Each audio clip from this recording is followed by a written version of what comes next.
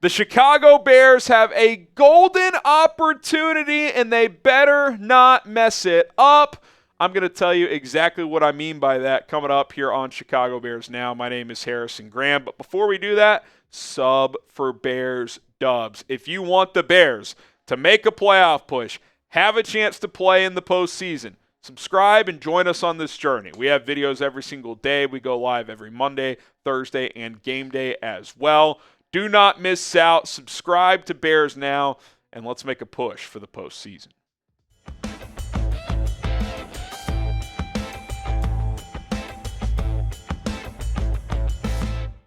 It's time for the Bears to go on a run. Welcome into Bears Now. I am Harrison Graham, and I think this next 6 weeks is a golden opportunity for these Chicago Bears. You look at the schedule coming up. This is a great opportunity to really stack some wins. Carolina this week, Jags in London next week, bye week at Commanders, which admittedly is tougher than we would have thought it would be, but I still don't view that as an impossible game. At Arizona, Patriots at home. All 5 of these games are winnable. And I would say 4 of those games are games you should win. Maybe at Arizona's 50-50, but Carolina at home, you should win. Jacksonville and London, I don't think it's as easy as it feels because they're 0-4, but you still should probably win that game. At Washington, probably going to be an underdog, but still winnable. And then I mentioned Arizona's 50-50-ish, but then New England at home, clearly the easiest game left on your schedule, including this Carolina game. Point is, you got 5 games that are all winnable. Great opportunity to stack some wins coming up over the next 6 weeks. So what do you guys think? For these next 5 games over 6-week stretch with the bye week in there, what will the Bears' record be over the next 5 games? 2-2 right now. Will they go 3-2 over these next 5? 4-1? Dare I say 5-0? 2-3? I'll say this. If it's 2 wins or 1 win or, hell, winless, that is catastrophic. I think the minimum needs to be 3-2, but really, you'd like to go 4-1 or 5-0. 5-0 is greedy, but 4-1, I think that's realistic-ish, and I think it's a mark that you should be striving for here.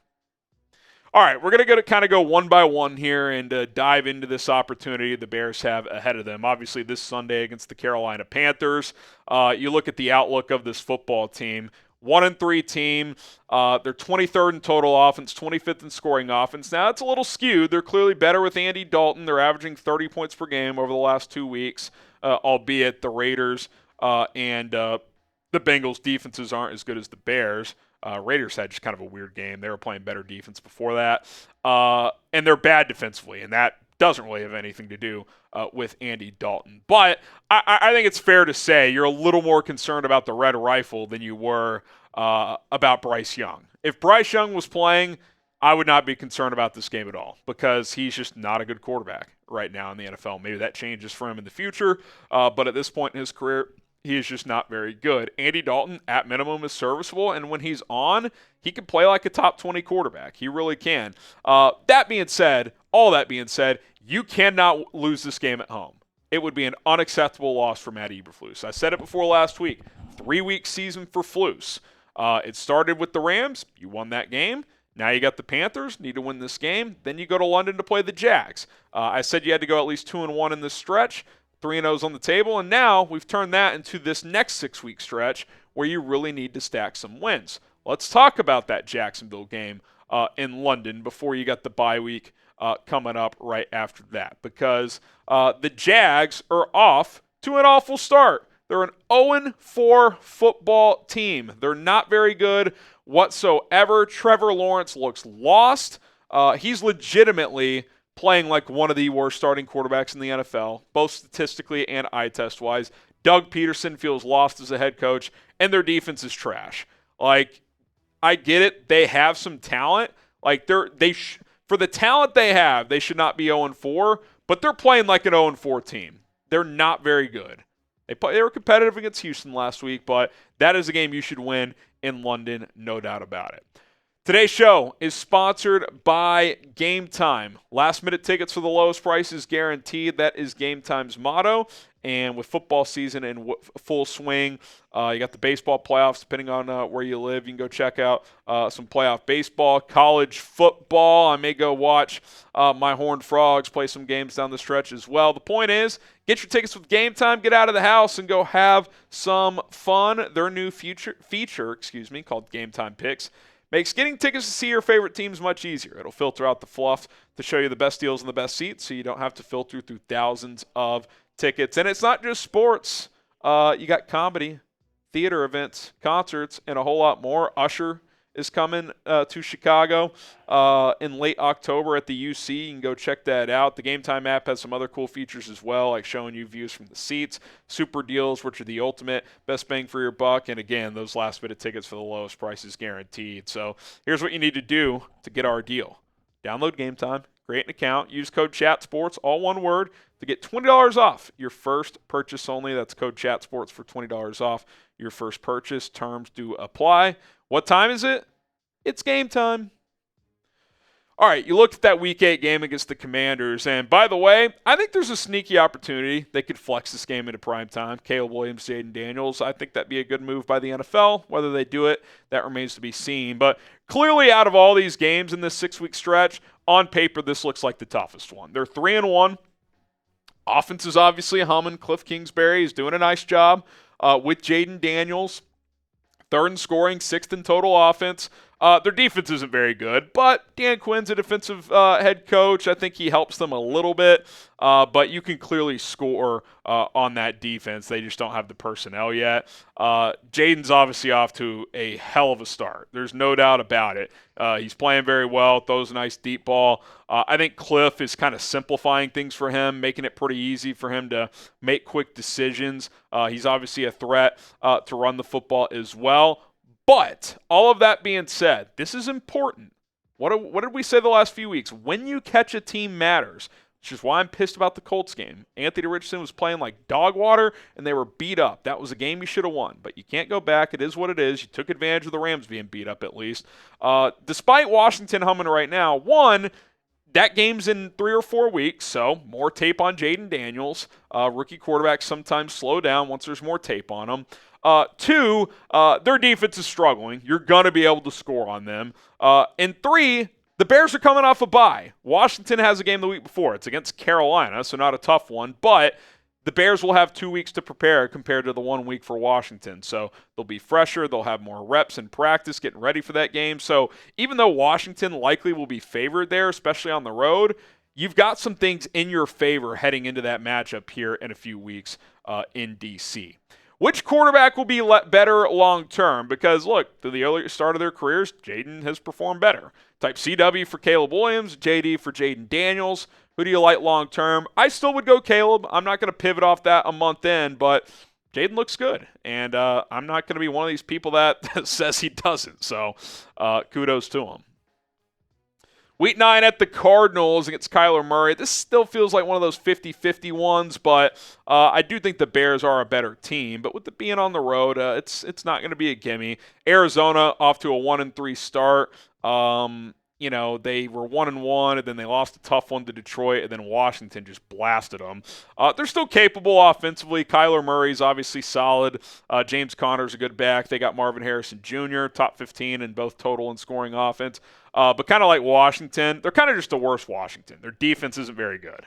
You can definitely score on them. And that's kind of a theme of all these games coming up. Defenses that are struggling, and with the young quarterback getting a little bit better every week, ideally Caleb Williams can find himself in a little bit of a groove coming up here. And I said this coming into the season, and I think it's true so far. Arizona kind of feels like the Bears did last year, where they have some intriguing players. They're fun. Kyler can run around like Justin. Now, he's obviously much more proven than Justin Fields. I would take Kyler over Justin, but they feel a year away is kind of the point. Like last year, the Bears, they felt close sometimes, but then against clear better teams, it's like, okay, this team's still a year away at least. I feel that's where Arizona is. Young coaching staff, so it won't be an easy game on the road, but definitely a winnable road game in the NFL. Week 10 against the Patriots. I would argue this is your easiest game left. I know the first couple of weeks they were very competitive. They somehow beat the Bengals. They took Seattle to overtime. People are like, whoa, Gerard Mayo, he might be pretty damn good because they're not very talented. And then reality checked in. They got smoked by Aaron Rodgers and the Jets, who then turned around and lost to Denver and Bo Nix. And then the Patriots got stomped again by San Francisco. So I think they're falling back to earth a little bit here. Across the board, they're just not very good, especially offensively. I feel bad for Jacoby Brissett because he is just a sacrificial lamb. We'll get to him in a second. Even the defense is starting to struggle a bit. Now, I think that's mostly due to the offense just goes 3 and out all the time. So the defense kind of runs out of gas in these games. But Jacoby Brissett is struggling. He doesn't have much of a chance because their offensive line is just an absolute joke. I mean, we ripped the Bears' offensive line. You could argue the Patriots, and David Andrews is hurt now, have one starting caliber offensive lineman, and that's Michael Wenu. The rest of that group is a joke. I mean, it is embarrassing how bad they are up front. And oh, by the way, they don't really have any good receivers either. Like Jaylen, we'll see what Jalen Polk turns into. Tyquan Thornton, it's not very good. And, maybe they turn to Drake May by then. I think that would be a mistake putting him behind that offensive line. I don't really care who plays at quarterback. If you lose to the Patriots at home, that alone could be fireable. I mean, it's that bad in New England. So there you have it. 5 games, 6-week stretch, all winnable. Doesn't mean it's guaranteed to win them all. This is the NFL. Teams are closer together than in college football, no doubt about it. But you would really like to go at least 3-2, if not 4-1, because then it ramps up. All 6 of your division games at San Francisco, Seattle, who's better than expected, sandwiched into your final 8 weeks. I mean, that is a gauntlet, especially with Minnesota being better than expected. Now, maybe a team like Green Bay is a little worse than expected. Who knows? But overall, you haven't beaten the Packers since 2018, so I don't see how you could be crazy confident there. I think you look at this as a whole. We focus on the next 6 weeks, but ideally, you go 4-1 the next this is the wrong text, by the way, Colin. Ideally, you go 4-1 the next 5 weeks, and then you just split your final 8 games 4-4. You add that up, you're a 10-7 team at the end of the year. And if you get to 10-7, I think you're going to have a chance to make the playoffs. Now, maybe you get squeezed out for some tiebreaker, but historically in this new system with 3 wildcard teams, 7 playoff teams as a whole, 10 wins get you in. And there's the notes focus there. 4-1 the next 5, you're 6-3 overall. Then you just go 4-4 final 8 games. Split the division games, split San Francisco and Seattle. You do that, you're 10-7. I think you're a playoff team. So you really got to take advantage of these next 5. If you only go 3-2, that means you probably got to go 5-3 over the final 8, which you could, but it's not going to be easy. So Matt Eberflus, Shane Waldron, players, this is it, man. It really gets going now. The season starts this week against Carolina, and it's a golden opportunity because if you can stack some wins here, ideally you win the next 2 going into the bye. That's 3 in a row. That would be the first time in the Matt Eberflus era you've won 3 games in a row.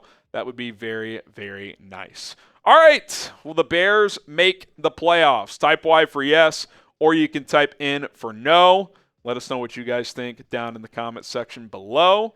And don't forget to subscribe to the channel. We will continue to bring you the latest Chicago Bears news, rumors, trade rumors, deadline about a month away, all of that and more, live shows, live watch parties. We do it all. Suffer Bears Dubs, baby. It's Bears Now.